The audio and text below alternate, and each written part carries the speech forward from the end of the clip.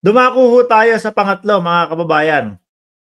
Eto si Ontiveros mga bossing, parang, medyo dumidistansya siya, eh. Pero hindi ako gaanong naniniwala dito sa pagdistansya niya kay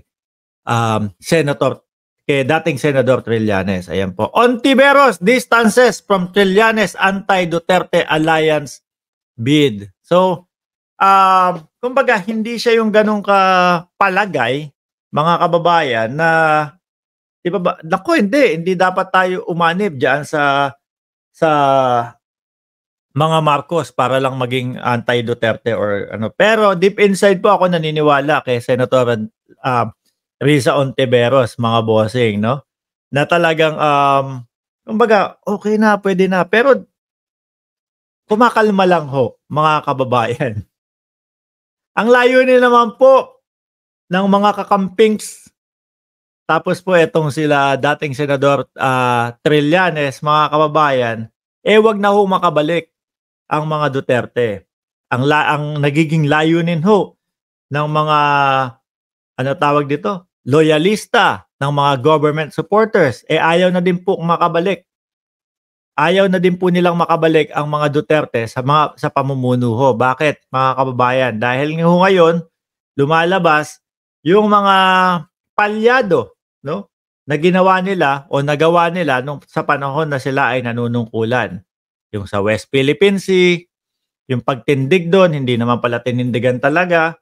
Sa EJK, napakarami pala nun mga kababayan, 'no?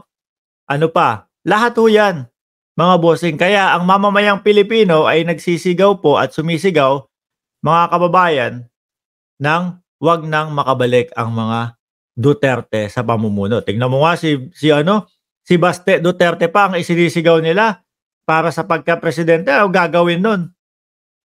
Kung si Binoy nga, kung si Binoy wala nang magawa, eto pa kayang si Baste Duterte. Sabi ni Angela Hiro, "Well, okay yung ginagawa ni Risa pero kung ang paghahawakan niya is history, di ko pa rin yan iboboto," sabi ni Angela Hiro. Tama lang na 'wag pabalikin sa posisyon sa gobyerno. Mas iboboto ko si Trillanes kaysa kay Risa. Si Ma'am Risa Ontiveros naman po, mga kababayan, kumbaga hindi siya electionist this coming 2025, sa susunod pa po 'yan. Ano? Pero ako pakiramdam ko dito, yung medyo bumabalanse lang siya, 'no? Ayaw niyang kasi mga kababayan, etong mga pogosisyon na tinatawag natin, inaagaw kasi nila yung titulong oposisyon, 'no? Inaagaw nila yung titulong oposisyon dito kaila Senator Risa Ontiveros. Which is alam naman po nating lahat mga kababayan na sila yung totoong, oposisyon. Ano ho, ngayon dahil walang mapuntahan ho etong mga taga-pogosisyon, pogosisyon, 'no? Ngayon sasabihin nila, "Kami na ang tunay na oposisyon. Kami na ang, bagong oposisyon." Gano'n. So siguro para hindi talaga lubusang maagaw sa kanila yung oposisyon at hindi sila mapagkamalan na nasa administrasyon na yung, suporta nila, which is nakikita naman po natin, sa mga ibang bagay, sila po ay sumusuporta na, lalo na po sa pagtindig sa West Philippine Sea, mga kababayan. Ayaw lang nilang maganon. Yun yung aking palagay mga kababayan. Kasi kapag sinabi nila, "Oh, nandito na kami, nakasuporta na kami, 100%, 'no, sa administrasyon." Papasok yung mga pogosisyon. "Oh, tingnan niyo, sila Risa Ontiveros, sila Trillanes, et cetera, sila De Lima, hindi na sila oposisyon. Sila na ngayon ay, kakampi ng administrasyon. So, kami na ang bagong hindi na pogosisyon.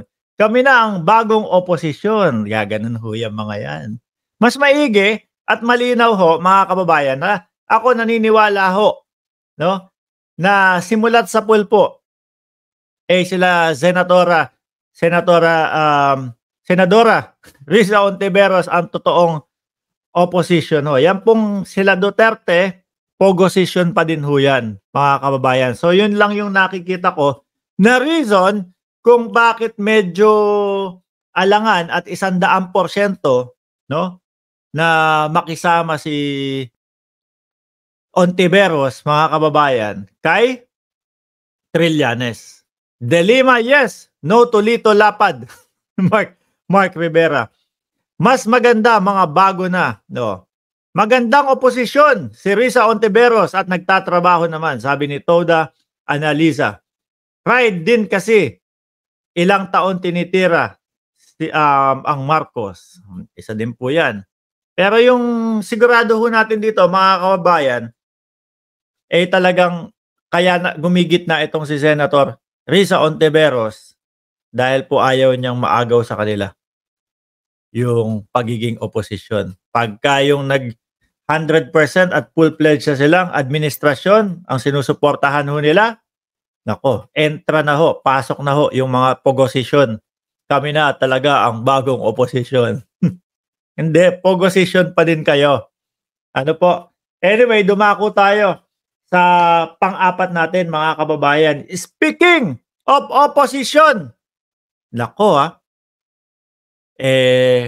parang pinakamagandang word, tinanggihan, tinalikuran, ano magandang ano doon? Binastos, ano kaya magandang word, no?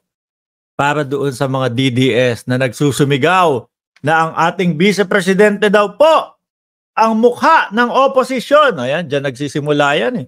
Yung pagsigaw-sigaw ni Harry Roque, mga kababayan eh. No, nagmaisog-maisog lang, nagmautog-mautog lang, pumunta sa kalsada, sumigaw ng bangag ang presidente. Opposition na daw po sila doon. Ano? Opposition na daw po sila doon. Ano yan? Walang ayos na opposition. Ito po, Manila Bulletin. No? Balita ng Manila Bulletin. Just in, Vice President Sara Duterte rejects claim she is the new opposition leader. Ako, yan ho, mga kababayan, sa umpisa pa lang ho na isinisigaw nila yan, alam ko na sa sarili ko na hindi tatanggapin o hindi ipangangalandakan ng ating Vice Presidente yan, mga bossing. Bakit ho? Makasisira ho yan sa kanyang pagtakbo sa 2028 po, mga bossing. Yung pagtalikod, kinakapa nila kinakapa ni BP Sara kung ano ba ang maganda para sa kanya, no, sa 2028. Ngayon, mga kababayan, nung nararamdaman niya na majority ng Pilipino nangangayaw sa kanya dahil ho sa